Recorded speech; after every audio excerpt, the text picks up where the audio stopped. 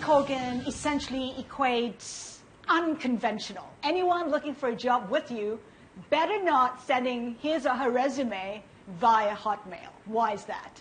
To us, we know that somebody who's using Hotmail, chances are they set their email address up 15 years ago and have just never bothered to look at what else is out there. Newer technologies have come along, like Gmail, which lets you search your emails much easier, which we use internally in our organisation. Also, we look favourably at people who have their own domain name. So somebody who purchased their name.com and uses that as an email.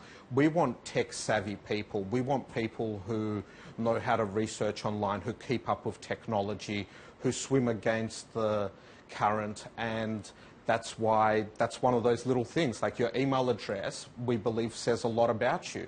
And we've proven it as well. We have logical reasoning tests that we send to everybody who applies for a job. Is it fair to say then that the typical profile of your employee is either the Gen Y, the millennials?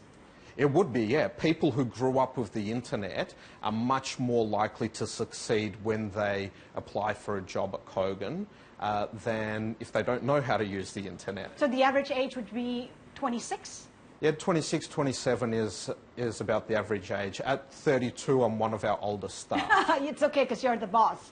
Now, you don't believe in official training, formal training, because you say all the answers are right there. Google. Correct. We think that formal training is for people who want to look like they're learning, whereas Google is for people who actually want to learn.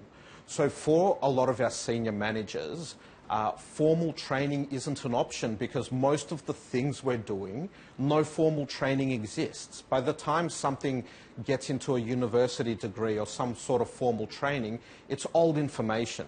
Whereas if a new piece of software comes out today, you can learn about it tomorrow on Google. And we're solving problems for the first time. And that's why we need to teach our staff not to rely on others for information, but to go out there and get it themselves. You don't reward your employees in the natural way. There's no one time where you look at promoting them or rewarding them in terms of compensation. Anyone is able to walk up to you and justify a promotion.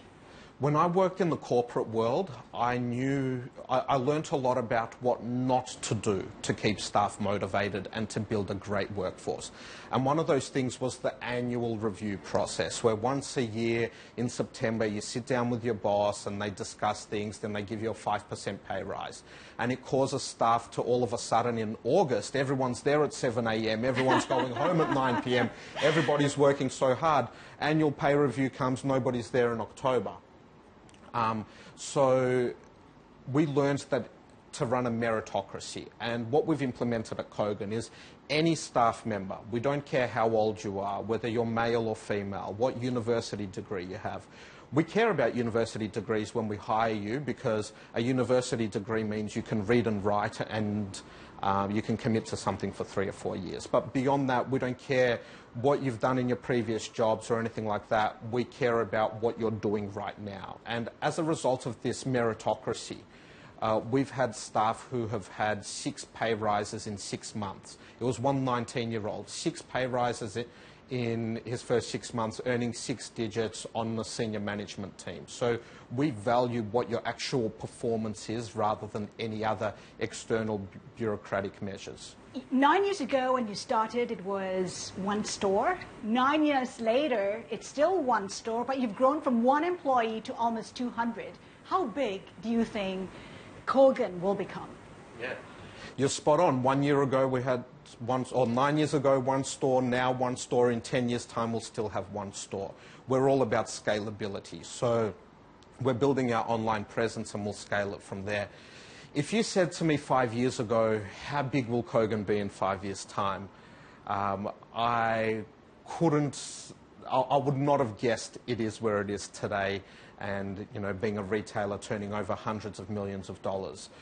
If you said to me, where's it going to be in 5 years' time, I'm not even brave enough to have a guess. But when was it that you knew you had something big? Was there a turning point?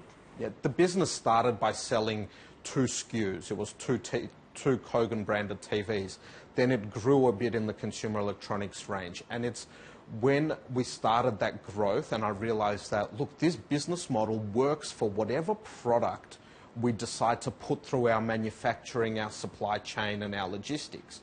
And at that point, I realized that the growth potential of this business is enormous. So what, $1 billion company in no time, in a couple of years? Is that possibility? That is possible. If you drew the graph for what we've done in the last 9 years, you'd have us at $1 billion within the next few years. You're an entrepreneur, but more and more people are calling themselves an entrepreneur. Do you think the term has somewhat been diluted by it all?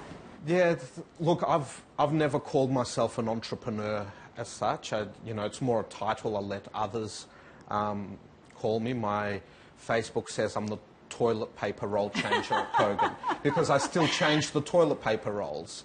You have to do everything in a business when a business is growing fast.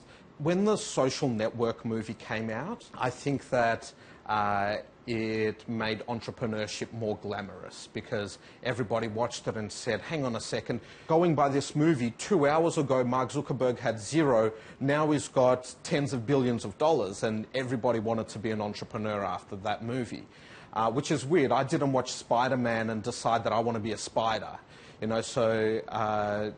that movie made entrepreneurship glamorous, and I think that that's a great thing because what people fail to acknowledge a lot of the time is the contribution business makes to society. There's an entrepreneur behind every product or service losing sleep, thinking, how do I make it better? So how much sleep did you lose trying to grow your company? Yeah, I don't think I've lost any sleep because I voluntarily jump out of bed every single morning.